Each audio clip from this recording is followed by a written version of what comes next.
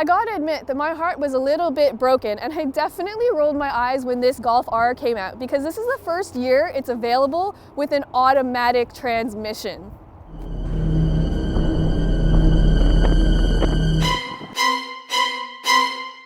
I kind of like the fact that the old Golf R was only available with a manual because it weeded out the posers who didn't know how to drive stick.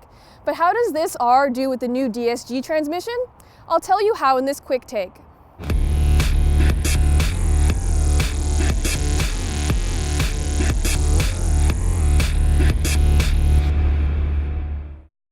The quick answer to that question is that this 6-speed DSG is probably one of the best dual clutch automatics on the market right now. So my fears of an automatic really neutering the R and making it boring were completely unfounded.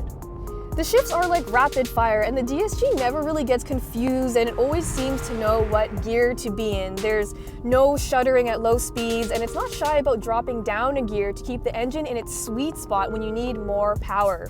The manual is always going to be more engaging, but the automatic is just so good, and it doesn't really take away from how fun the R feels.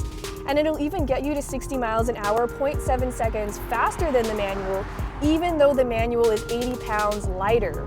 Helping it hit those speeds is a 2-liter turbocharged 4-cylinder engine with 292 horsepower and 280 pound-feet of torque, which comes online at a low 1800 RPM. Those numbers may not seem like much in a world of 700 horsepower Hellcats, but in practice you'll never find yourself wanting more power. The R just feels so much faster than its numbers suggest. So when I first got into the R, I thought, okay, it feels a lot like a GTI, maybe a little bit quicker and a bit more responsive. But then I switched it into race mode and went bonkers. One of my complaints about the GTI and the R is that in its regular driving mode, it's just a little bit too quiet, while race mode has your back. All of a sudden, the R puts its mean face on, and it's faster, it's more responsive, and it has a growly sound to match.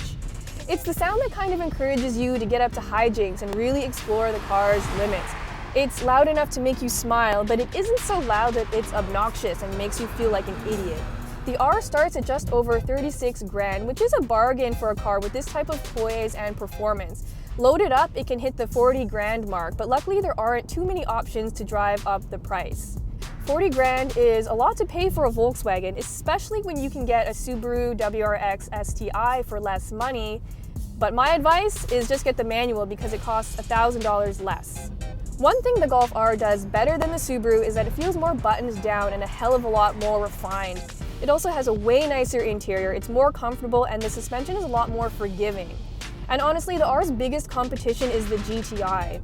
The R has the added benefit of being all-wheel drive, but the GTI is so good that it really makes the more expensive R a little bit harder to justify.